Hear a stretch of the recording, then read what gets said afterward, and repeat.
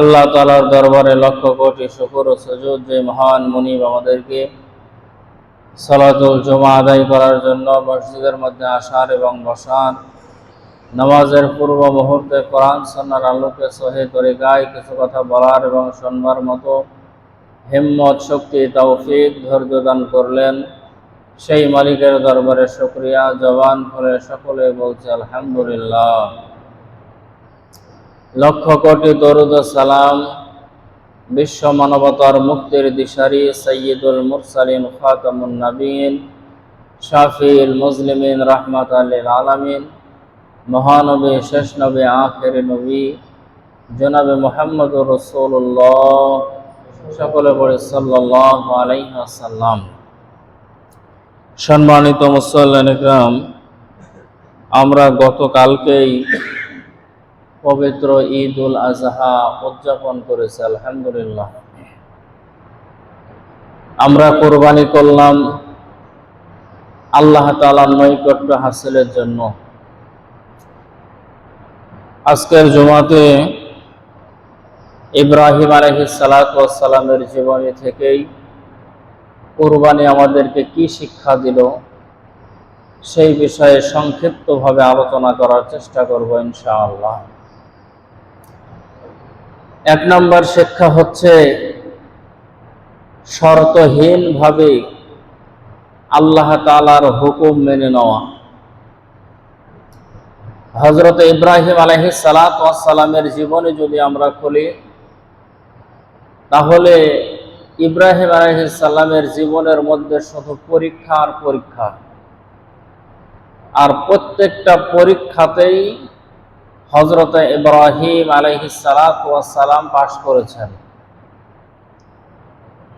এবং পরীক্ষাগুলোর সম্মুখীন যখন হয়েছেন, মুসিবতগুলোর সম্মুখীন যখন হয়েছেন, তখন কোনো ধরনের অজুহাত ছাড়াই, কোনো ধরনের শর্ত ছাড়াই সেই সমস্ত পরীক্ষা দেওয়ার জন্য ইব্রাহিম আলাইহিস সালাতু ওয়াস সালাম রাজি হয়ে গেছেন, প্রস্তুতি গ্রহণ করেছেন। আল্লাহ তাআলার হুকুমের সামনে কোনো অজুহাত চলে না। ইব্রাহিম আলাইহিস সালাতু ওয়াস সালাম এটা আমাদেরকে শিক্ষা দিয়েছেন, কোরবানিও এটা আমাদেরকে শিক্ষা দিয়েছেন যে আল্লাহর যখন হুকুম হয়েছে, এখানে আর কোনো কথা চলবে না। সামি'না ওয়া আতা'না, আল্লাহর হুকুম হয়েছে, শুনেছি তো মানতে হবে, কেন প্রশ্ন করা যাবে না। এখন আসেন ইব্রাহিম আলাইহিস সালাতু ওয়াস সালাম কিভাবে মানলো আর আমরা কি করি। ইব্রাহিম আলাইহিস সালাতু ওয়াস সালামকে আগুনের মধ্যে ফেলা হলো। আল্লাহ তাআলা ইব্রাহিম আলাইহিস সালাতু ওয়াস সালামকে জানালেন, এটাই তোমার পরীক্ষা যে তোমাকে আগুনের মধ্যে যেতে হবে। ইব্রাহিম আলাইহিস সালাতু ওয়াস সালাম প্রশ্ন করেন নাই কেন যাব, গেলে লাভ কি, কেন যেতে হবে, বা আমি যেতে পারি, কোনো শর্ত দেন, আমার কি লাভ হবে, কিছু আমাকে দেন, বা যাব কোনো শর্ত সাপেক্ষে যাব। কোনো ধরনের কথা ছাড়াই ইব্রাহিম আলাইহিস সালাতু ওয়াস সালাম আল্লাহ তাআলার সন্তুষ্টির জন্যই আগুনের মধ্যে চলে গেছে। তো আল্লাহকে সন্তুষ্ট করার জন্য যখন ইব্রাহিম আলাইহিস সালাতু ওয়াস সালাম প্রস্তুত, তো ইব্রাহিম আলাইহিস সালাতু ওয়াস সালামের সুখের, শান্তির ব্যবস্থা করার জন্য আল্লাহ তাআলাও প্রস্তুত। আল্লাহ তাআলা বলেন, ফাযকুরুনি আযকুরকুম ওয়াশকুরু লি ওয়ালা তাকফুরুন, যে তুমি আমাকে স্মরণ করো, আমি আল্লাহও তোমাকে স্মরণ করব। এই স্মরণের ব্যাখ্যায় মুফাসসিরিন ইকরামগণ বলেছেন, বান্দা যতটুকু আল্লাহ তাআলার দিকে এগিয়ে যাবে, তার থেকে বেশি আল্লাহ তাআলা বান্দার দিকে এগিয়ে আসবে। স্মরণ মানে শুধু আল্লাহ তাআলার জিকির বসে বসে করা এটাই না। প্রত্যেকটা কাজে, কোন কাজে আমার আল্লাহ খুশি, কোন কাজে আমার আল্লাহ বেজার, সেই কাজগুলো খেয়াল করে করে চলাই হচ্ছে আল্লাহর স্মরণ। আল্লাহ বলেন, বান্দা এগুলো স্মরণ করে করে তুমি চলবা, তোমাকেও আমি আল্লাহ তাআলা স্মরণ করব যে কোথায় আমার বান্দার উপকার, কোথায় আমার বান্দার ক্ষতি, যেখানে কল্যাণ আমি আল্লাহ তাআলা কল্যাণগুলো তোমার কাছে পৌঁছায়া দেব। এই জন্য ইব্রাহিম আলাইহিস সালাতু ওয়াস সালাম যখন প্রস্তুতি গ্রহণ করেছেন যে আল্লাহর সন্তুষ্টির জন্যই আমি আগুনের মধ্যে যাব, তো আল্লাহ রাব্বুল আলামিনও প্রস্তুতি গ্রহণ করলেন আগুন যাতে করে ইব্রাহিম আলাইহিস সালাতু ওয়াস সালামকে তো পুরানো দূরের কথা, তার শরীরের একটা লোমও যাতে করে পোড়াতে না পারে। আল্লাহ রাব্বুল আলামিন আগুনের উপরে ফরমান জারি করলেন, কুলনা ইয়া নার, আল্লাহ তাআলা বললেন ইয়া নার কুনি বারদাও ওয়া সালামান আলা ইব্রাহিম, যে তোমাকে শক্তি দেওয়া হয়েছে জ্বালায়া দেওয়ার জন্য, কিন্তু আমার ইব্রাহিমের জন্য তুমি শান্তিদায়ক হয়ে যাও। কেমন শান্তিদায়ক? বলে এমন শান্তিদায়ক হও যাতে করে আমার ইব্রাহিম সেখানে আরামে বসবাস করতে পারে। কারণ একদিন দুই দিন নয়, দীর্ঘ 40টা দিন ইব্রাহিম আলাইহিস সালাতু ওয়াস সালাম আগুনের মধ্যে ছিলেন। এটা ছিল জীবনের পরীক্ষা। ধৈর্য ধারণ করেছেন, সবর এখতিয়ার করেছেন। ফলাফলটা কি হয়েছে সামনে বলতেছি। তো ইব্রাহিম আলাইহিস সালাতু ওয়াস সালাম আগুনের মধ্যে আল্লাহ তাআলা ফরমান জারি করেছেন ওই আগুনের উপরে যে বারদাউ ওয়া সালামা, শান্তিদায়ক হয়ে যাও, এত ঠান্ডা হয়েও না যে আমার ইব্রাহিমের থাকতে কষ্ট হয়, এত গরম হয়েও না যাতে আমার ইব্রাহিমের থাকতে কষ্ট হয়, শান্তিদায়ক হয়ে যাও, অর্থাৎ ইব্রাহিমের বসবাসের উপযোগী তুমি হয়ে যাও। সুবহানাল্লাহ। ইতিহাসের কিতাবের মধ্যে লেখে আল্লাহ তাআলার একটা হুকুম আগুন এমন ভাবে ফলো করেছে যে শুধু নমরুদের সেই আগুন নয়, পৃথিবীর মধ্যে যতগুলো আগুন ছিল সমস্ত আগুন তার শক্তি, জ্বালানো শক্তি হারায় ফেলেছে। আগুন জ্বলে কিন্তু পড়ে না, আগুন জ্বলে পানি গরম হয় না, আগুন জ্বলে ভাত তরকারি রান্না হয় না। আল্লাহ তাআলার ফরমান, আল্লাহ তাআলার হুকুম আগুন মেনেছে, কারণ আগুনও হলো আল্লাহ তাআলার সৃষ্টি, সেটাও একটা মাখলুক। আল্লাহ হুকুম করেছে তো ঠান্ডা হয়ে গেছে। আল্লাহ আবার আগুনের উপরে বললেন যে আগুন, ইব্রাহিমের এরিয়ার মধ্যে যে আগুন, সে আগুন আরামদায়ক হও, পৃথিবীর সমস্ত আগুন আগের মতো চলতে থাকে। সম্মানিত মুসল্লিন ইকরাম, আগুন আল্লাহ তাআলার হুকুম মানে বড় আফসোস আর পরিতাপের বিষয়, আমরা আল্লাহ তাআলার শ্রেষ্ঠ মাখলুক, আদম সন্তান মানুষ, আল্লাহ তাআলার হুকুম মানি না। হযরত ইব্রাহিম আলাইহিস সালাতু ওয়াস সালাম আগুনের মধ্যে, চারিদিকে ফুলের বাগান, জান্নাত থেকে জান্নাতি ফল, জান্নাতি খাবার আসে, ইব্রাহিম আলাইহিস সালাতু ওয়াস সালাম সেখানে বসে বসে খায়। নমরুদের মেয়ে বাড়ির ছাদের উপর থেকে তাকায় দেখে যে যুবক মানুষ সে সময় ইব্রাহিম আলাইহিস সালাতু ওয়াস সালাম আগুনের মধ্যে, নবীদের চেহারা তো এমনিতেই সুন্দর, আগুনের মধ্যে থাকার কারণে ইব্রাহিম আলাইহিস সালামের চেহারা আরো সুন্দর হয়েছে, জান্নাতি পরিবেশ। তো সেখান থেকে বাদশার মেয়ে শাহজাদি জিজ্ঞেস করে যে ইব্রাহিম, আগুনের মধ্যে যে আসো, আগুন যে তোমারে পোড়ায় না, কি মন্ত্র পড়ে আগুনের মধ্যে ঢুকেছো যে আগুন তোমাকে জ্বালাতে পারে না, আগুন তোমাকে জ্বালায় না? ইব্রাহিম আলাইহিস সালাতু ওয়াস সালাম বলে কোনো মন্ত্র নয়, একটা কালিমা আছে, একটা লফজ আছে, কিছু বাক্য আছে, তুমি পড়ে নাও, তুমি আগুনের মধ্যে আসলে তোমার শরীরও আগুনের মধ্যে পড়বে না। বলে কি বাক্য?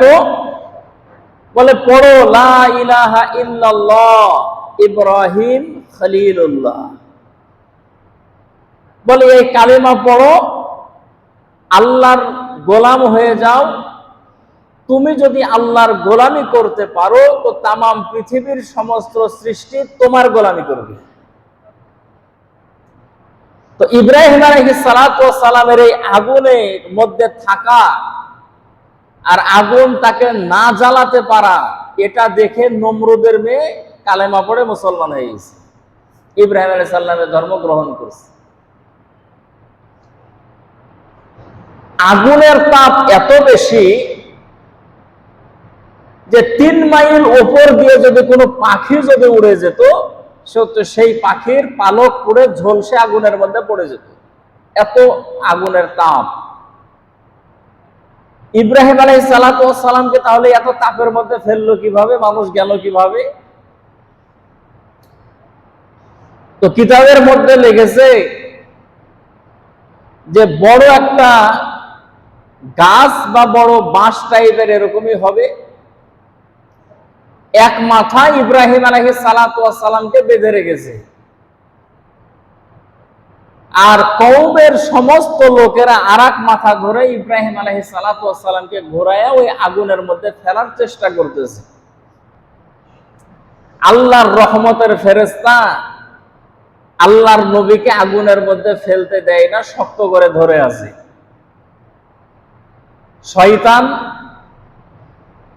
মানুষের শুরুতে নমরুদের কাছে আসার পরে বলে, তোমরা কি করো? বলে, ইব্রাহিমকে আগুনে ফেলি। বলে, এভাবে ফেলতে পারবে না, তোমরা যেটা দেখো না আমি সেটা দেখি, এখানে অনেক রহমতের ফেরেশতা আছে, এরা থাকা পর্যন্ত ইব্রাহিমকে ফেলতে পারবে না।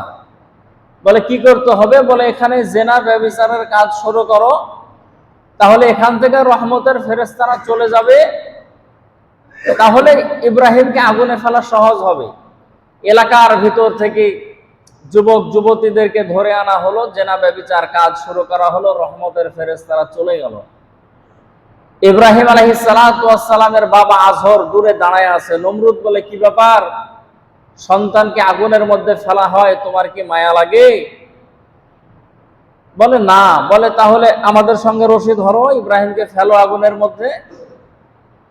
ইব্রাহিম আলাইহিস সালাতু ওয়াস সালাম যখন আগুনের মধ্যে পড়বে, সে সময় তাকায়া দেখে যে তাকে আগুনের মধ্যে ফেলার জন্য তার বাবাও সে রশি ধরেছে।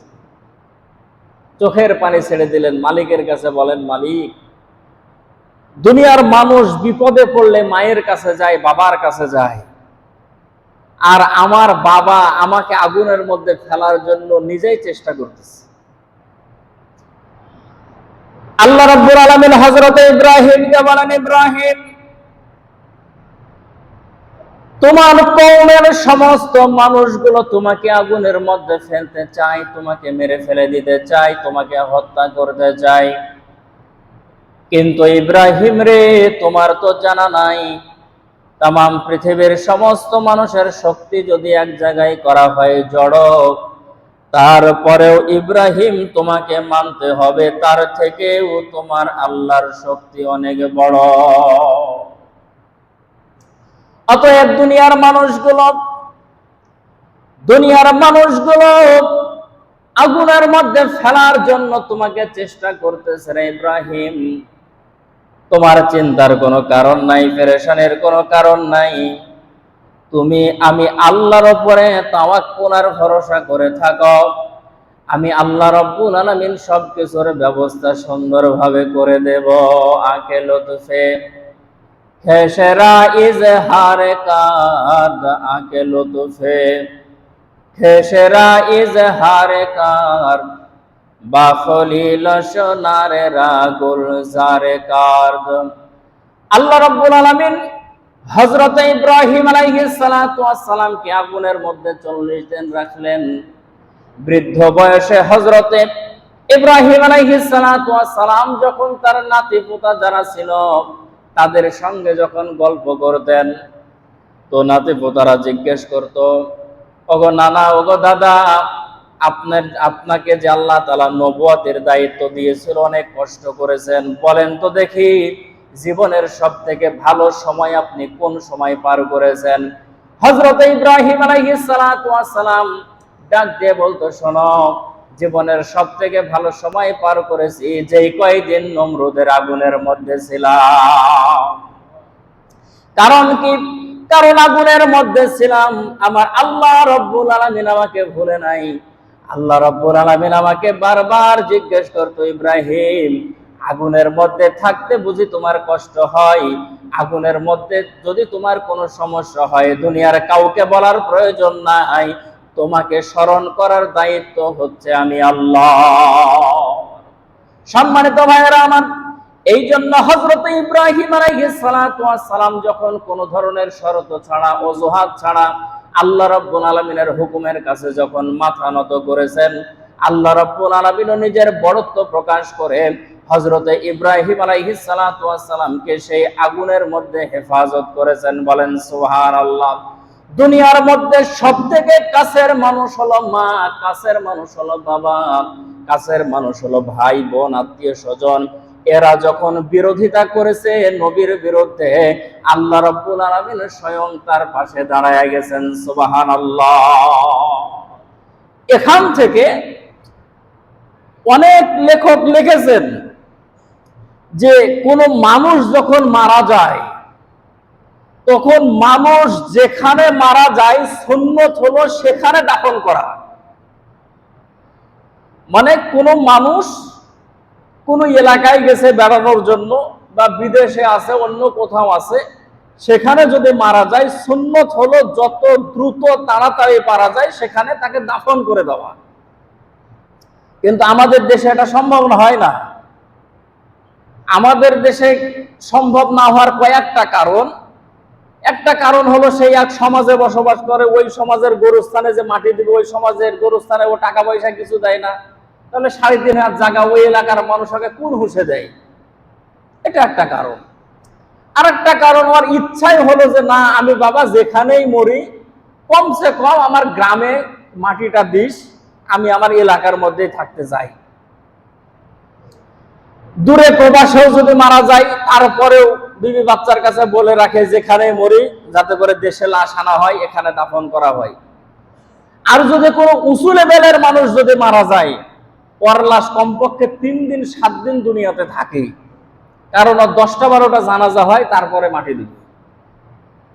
কিন্তু শরীয়তের নিয়ম হলো যে যত দ্রুত তাড়াতাড়ি তাকে মাটি দিয়ে দেওয়া, দাফন করে দেওয়া। কেন? কারণ সে যদি ভালো ব্যক্তি হয় তাহলে তার জন্য জান্নাতের নাজ নিয়ামত অপেক্ষা করতেছে, কিসের জন্য তাকে দুনিয়ার মধ্যে রেখে তোমরা কষ্ট দাও?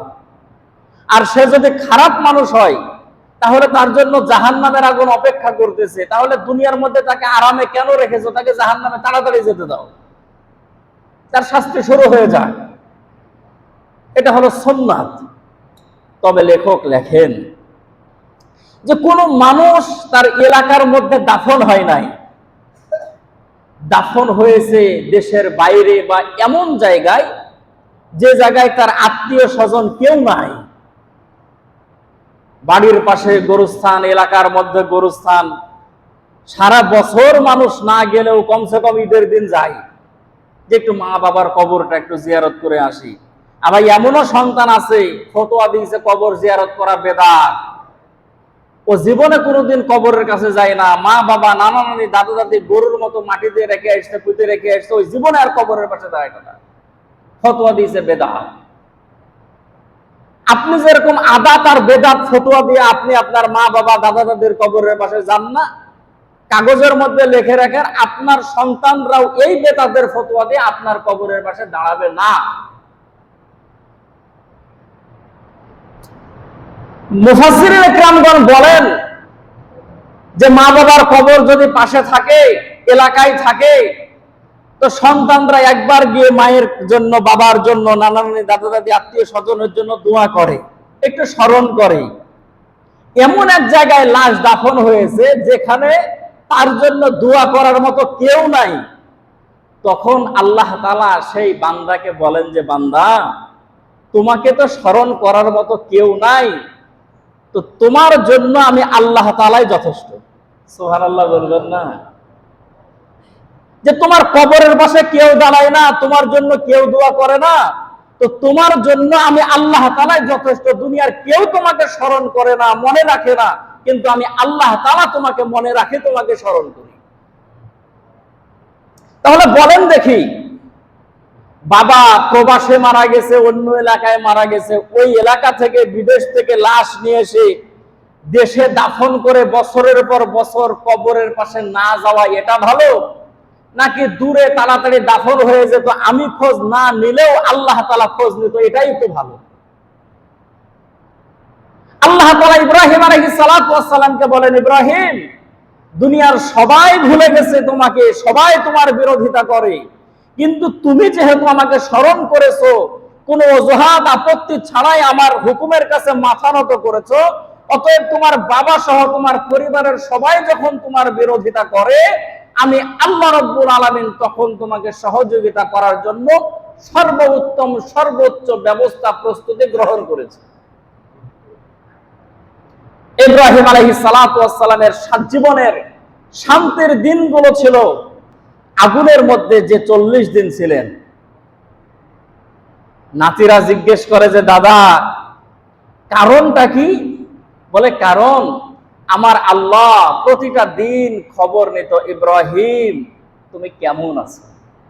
সুবহানাল্লাহ। হযরত আইয়ুব আলাইহিস সালাতু ওয়াস সালাম অসুস্থ, কওমের লোকেরা বের করে দিয়েছে এলাকা থেকে, এক পর্যায়ে সুস্থ হয়েছেন আইয়ুব আলাইহিস সালাম।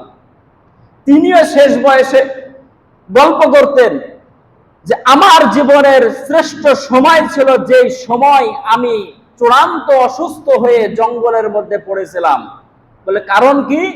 বলে, কারণ আল্লাহ রাব্বুল আলামিন প্রতিটা দিন সকালে, দুপুরে, রাত্রে, সন্ধ্যায় জিজ্ঞেস করতো, আইয়ুব তুমি কেমন আছো?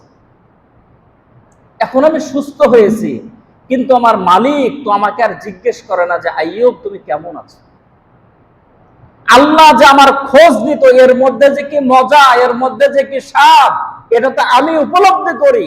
আমার শরীরের মধ্যে অসুখ হয়েছে, কিন্তু আমার মালিক আমার খোঁজ নেয় যে আইয়ুব তুমি কেমন আছো। সম্মানিত মুসল্লিন ইকরাম, এই জন্য আমরা যদি আল্লাহ তাআলাকে যদি স্মরণ করি, আল্লাহ তাআলা বলেন যে বান্দা, তুমি আমাকে যেভাবে স্মরণ করবা, আমি আল্লাহ রাব্বুল আলামিন এর চাইতে উত্তম রূপে তোমাকে স্মরণ করব। সুবহানাল্লাহ।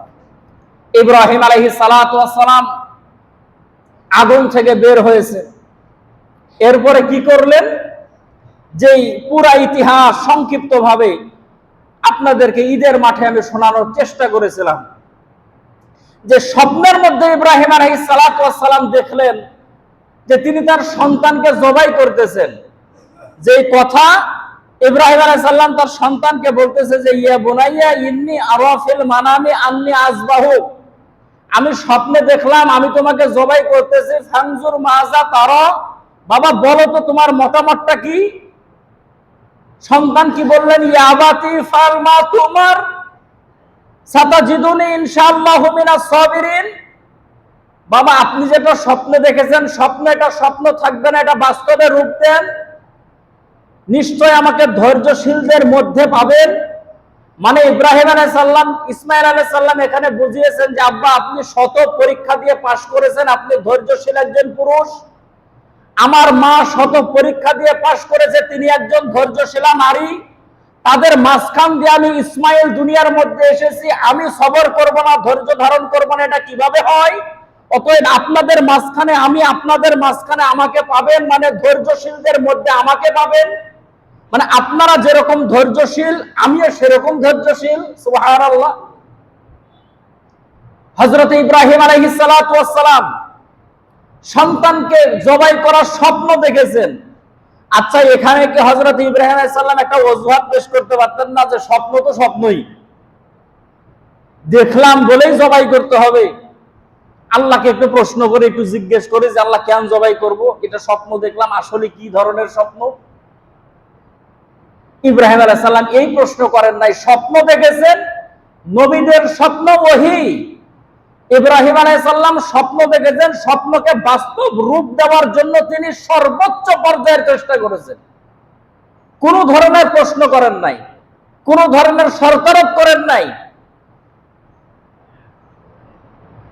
ইব্রাহিম আলাইহিস সালাতু ওয়াস সালাম সন্তানকে নিয়ে মিনা প্রান্তে উপস্থিত হয়েছেন। গলার মধ্যে ছুরি চালিয়ে দিয়েছেন। এই সময় কি আল্লাহ তাআলাকে বলতে পারতেন না, মালিক এই শেষ বয়সে আসার পরে সন্তান দিলেন, আবার সন্তানকে জবাই করার জন্য বলতেছেন, সন্তান দিচ্ছিলেন না এটাই এক পরীক্ষা, সন্তান দিলেন তারপরে আবার সন্তান বিবিকে বললেন যে মরুভূমির মধ্যে রেখে আসো, এটা আর এক পরীক্ষা, সন্তান একটু বড় হলো চলাফেরা করতে পারে আবার বলতেছেন জবাই করো, আর এক পরীক্ষা। মালিক এতগুলো পরীক্ষা যে আমি দেব, আপনি আমাকে কি দিবেন? আমি যে এতগুলো করব আপনি আমাকে কি দিবেন? আমরা তো লাভ দেখি। আরে নামাজ কেন পড়বো? বলে নামাজ পড়লে জান্নাত পাওয়া যায়। রোজা কেন রাখবো? রোজা করলে সুন্দর জান্নাত পাওয়া যায়, একটা দরজা আছে, ওই দরজা দিয়ে শুধু রোজাদাররা ঢুকবে। কুরবানি কেন করব? বলে মালিকের নৈকট্য হাসিল করা যায়। আমরা যখন লাভ দেখেছি, তো লাভ দেখার পরে সেই কাজ করার জন্য উদ্বুদ্ধ হই। তো আল্লাহ তাআলা ইব্রাহিম আলাইহিস সালামের কাছে একের পর এক এই পরীক্ষাগুলো নেন, তো সন্তানের গলায় ছুরি চালান। তো এই সময় কি বলতে পারতেন না, মালিক সন্তানের গলায় ছুরি চালাবো, এর বিনিময়ে আপনি আমাকে কি দিবেন? আমার পাওনা কি?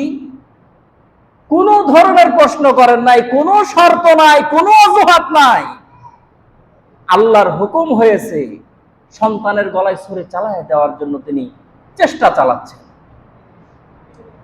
সম্মানিত মুসল্লিন একরাম, সন্তান কেমন সবরকারী ছিল? হযরত ইসমাইল আলাইহিস সালাতু ওয়াস সালাম তিনিও তো বাবাকে বলতে পারতেন যে বাবা আপনি তো এটা স্বপ্নেই দেখেছেন, আমাদের বাবার হাতে যদি ছুরি থাকে আর যদি বলে যে বেটা স্বপ্নে দেখলাম যে তোকে জবাই করতেছি, আমরা কি বলবো? যে আপনি বাপ না সেকেন্ড আজরাইল? কোন বাপ কি পারে বেটাকে জবাই করতে? আর না হলে বলবো যে আপনি বাপ আছেন, ভালো কথা, বয়স হয়ে গেছে, মাথা টাথা হয়তো ঠিক মতো কাজ করতেছেন না, কি দেখতে কি দেখেছেন, আপনার আরো যদি ছেলে মেয়ে থাকে তো ওগুলা চালান, অন্তত পক্ষে আমাকে বাদ দেন। হযরত ইসমাইল আলাইহিস সালামকে তো আল্লাহ তাআলার কাছ থেকে চেয়ে নিয়েছেন যে রব্বি হাবলি মিনাস সালিহিন, একটা নেককার সন্তান দেন। আল্লাহ তাআলা বললেন ফাবাশশারনাহু বিগুলামিন হালিম, যে নেককার সন্তান দিলাম, তো কেমন নেককার এটা আল্লাহ তাআলা দুনিয়াবাসীকে দেখাবেন না? যে সন্তান চাইলে তো ইসমাইলের মতোই সন্তান চাও, চাওয়ার যদি প্রয়োজন হয় তাহলে ইব্রাহিমের মতো করেই চাও, যে আল্লাহ নেককার সন্তান দেন। কয়েকদিন আল্লাহ তাআলার কাছে দোয়া করেছে যে আল্লাহ নেককার সন্তান দেন, আমাদের সন্তানগুলো নেককার হবে কিভাবে? কয়েকদিন দোয়া করলাম আল্লাহর কাছে যে আল্লাহ নেককার সন্তান দেন, মুত্তাকির সন্তান দেন, পরহেজগার সন্তান দেন। এই কথাটা তো আমি বারবার বলি যে যাদের সন্তান আছে আল্লাহ তাআলার কাছে বারবার বলা দরকার, আল্লাহ আমাদের সন্তানদেরকে আপনি গুমরা বানায়া দিয়েন না। আপনি নবীর সন্তানকে কাফের বানিয়েছেন, কাফেরের সন্তানকে নবী বানিয়েছেন, আমাদের সন্তানগুলোকে গুমরা বানায়া দিয়েন না। আমাদের বংশের মধ্যে বেনামাজি দিয়েন না, আমাদের বংশের মধ্যে কোনো নাস্তিক মুরতাদ ইসলাম বিদ্বেষী কাউকে পাঠায়েন না, আমাদের বংশের মধ্যে মুত্তাকি পরহেজগার সন্তান পাঠান। আর যে সন্তানগুলো দিয়েছেন এই সন্তানগুলোকে আপনি কোনো সময় গুমরা বানায়া দিয়েন না। আল্লাহ তাআলার কাছে তো বেশি থেকে বেশি দোয়া করা দরকার। কয়দিন দোয়া করেছি, কয়দিন আল্লাহ তাআলার কাছে চেয়েছি। ইব্রাহিম আলাইহিস সালাতু ওয়াস সালাম যেমন দোয়া করেছেন, আল্লাহ রাব্বুল আলামিন দোয়াও কবুল করেছেন, সন্তানও দিয়েছেন। বলতেছেন যে ধৈর্যশীলদের মধ্যে আমাকে আপনি পাবেন। আল্লাহ তাআলা বলেন যে ফাবাশশারনাহু বিগুলামিন হালিম, যেই দোয়া করেছো ওরকমই সন্তান আমি আল্লাহ তাআলা তোমাকে দিয়ে দিলাম। সম্মানিত মুসল্লিন একরাম, আম্মাজান হাজেরা আলাইহিস সালাতু ওয়াস সালাম আপত্তি করতে পারতেন না? 14 বছর কোথায় ছিলেন, রেখে যে গেলেন আপনি এখানে খোঁজ খবর কি নিয়েছেন? আপনার আশা না নিষেধ ছিল, মানুষের হাতে কিছু টাকা পয়সা পাঠাতে পারতেন না, কিছু খাবার দাবার দিতে পারতেন না? সন্তানকে কষ্ট করে বড় করলাম আমি, সন্তানের খাবারের ব্যবস্থা হয় না, পানির ব্যবস্থা হয় না, দৌড়াদৌড়ি ছোটাছুটি করলাম আমি, আর আপনি এখন এসেছেন সন্তানকে নিয়ে জবাই করার জন্য। কোন আপত্তি করতে তো অবশ্যই পারতেন, দুই একটা কথা তো বলতেই পারতেন, কোন ধরনের কথা বলেন নাই। সম্মানিত মুসল্লিন একরাম, কুরবানির যেটা 1 নাম্বার শিক্ষা আপনাদের সামনে বলার চেষ্টা করতেছিলাম, কোন ধরনের অজুহাত ছাড়া, কোন ধরনের শর্ত ছাড়া, কোন ধরনের আপত্তি ছাড়া আল্লাহ তাআলার হুকুমের কাছে মাথা নত করাই হচ্ছে কুরবানির প্রধান শিক্ষা। আল্লাহর হুকুম হয়েছে, মানতে হবে। ইব্রাহিম আলাইহিস সালাম তার জীবনী দ্বারা আমাদেরকে এটাই শিক্ষা দিয়েছে। সম্মানিত মুসল্লিয়ান ইকরাম, এই জন্য কুরবানি আবার একটা বছর পরে আসবে। গরু জবাই করলাম, গোশত খেয়ে ফেললাম, এটাই শেষ নয়।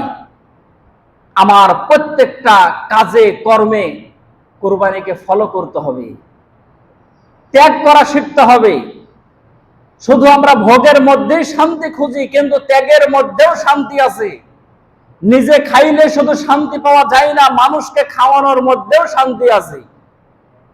আমার এক উস্তাদ, তিনি বলতেন যে আমাদের হুজুরদের এক সমস্যা আছে, আমরা হুজুররা খালি নিব নিব নিব নিব নিব নিব এই মনোভাব, দিতে যে হবে এই মনোভাব আমাদের হুজুরদের খুবই কম। প্রশস্ত দিলের হতে হবে। আল্লাহ রাসূলের বৈশিষ্ট্য কি? আল্লাহ রাসূল হাদিয়া নিতেন, আল্লাহ রাসূল হাদিয়া দিতেন।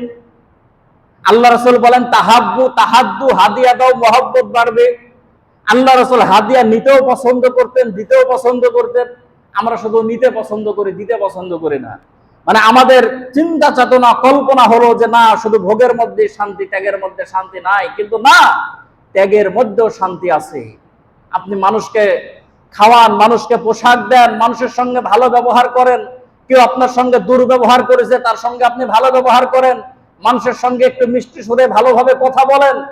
কারো উপরে আপনার রাগ আছে, প্রচন্ড রাগ, আপনি চিন্তা ভাবনা করে আছেন অন্য সময় তো ছুটি পায় না, ঈদের ছুটি পাইছি, ভাতিজার সঙ্গে যাওয়ার পরে ভাইয়ের সঙ্গে যে জমি জমা নিয়ে যে গন্ডগোল আছে, সেই ঈদের ছুটি দেখলে কাজা আদায় করবো। অনেক পরিবার আছে অন্য সময় ছুটি পাওয়া যায় না, ঈদে একটা লম্বা ছুটি পাওয়া গেছে, জায়গা জমির যা ঝামেলা ঈদে এসে তুলে ওঠে। এ জায়গা নাও থাকতে পারে, থাকতেও পারে, কিন্তু না, ত্যাগ করতে শেখা। কুরবানি আমাদেরকে এটাই শিক্ষা দিল। সম্মানিত মুসল্লিয়ান ইকরাম, একে একে কুরবানির শিক্ষাগুলো যদি আমরা বলতে যাই, লম্বা সময়ের ব্যাপার। প্রধান শিক্ষা যেটা বললাম, আল্লাহ তাআলার হুকুম মানব কোনো ধরনের শর্ত ছাড়াই, কোনো ধরনের অজুহাত ছাড়াই। আজকে আমাদের নামাজ পড়তে কত ধরনের অজুহাত। যদি বলি ভাই নামাজে আসেন, প্রথম অজুহাত কাপড় ঠিক নাই। কেন আপনার কাপড় ঠিক থাকবে না? তার কারণটা কি? কারণটা কি? মুসলমানের পোশাক নাপাক হবে কেন? হতে পারে ছোট বাচ্চা করে নিজের পোশাক করে দিতে পারে, স্বাভাবিক কথা। কিন্তু ছোট বাচ্চার পোশাক তো লাগে না, পোশাক তো লাগে যে আপনারই।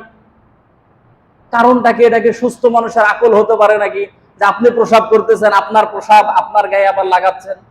কত মানুষ আছে ঢিলাকুল উপর ঠিক মতো করে না, দাঁড়াই থেকে প্রসাব করে। তাহলে নামাজের জন্য ডাকলে আপনি বললেন যে পোশাক আমার নাপাক, অজুহাত দাঁড় করালেন। ফরজ হুকুমের সামনে আপনি অজুহাত দাঁড় করালেন যে আমার কাপড় নাপাক। তাহলে আল্লাহর হুকুমের সামনে ঠুনকো অজুহাত দিয়ে আল্লাহ তাআলার ফরজ বিধানকে আমরা বৃদ্ধাঙ্গুলে প্রদর্শন করছি। ভাই ফজরের নামাজে মসজিদে আসেন না কেন? হুজুর মন তো চাই মসজিদে আসতে, কিন্তু ফজরের আগের ঘুম, এত মজার ঘুম। শুধু মজা আপনারাই পান, যারা নামাজ পড়ে ওরাদের মনে হয় মজা লাগে না, ওরা মজা বুঝে না। তাহলে ঠুনকো অজুহাত দিয়ে আল্লাহ তাআলার ফরজ বিধানগুলোকে আমরা বৃদ্ধাঙ্গুলে দেখাচ্ছি। সম্মানিত মুসল্লিয়ান ইকরাম, প্রত্যেকটা কাজে কর্মে ক্ষেত্রে আল্লাহ রাব্বুল আলামিন আমাদেরকে কুরবানির শিক্ষা সামনে রেখে সামনে চলার মতো আল্লাহ তাআলা তৌফিক দান করুন। সকলে বলছে আল্লাহুম্মা আমিন।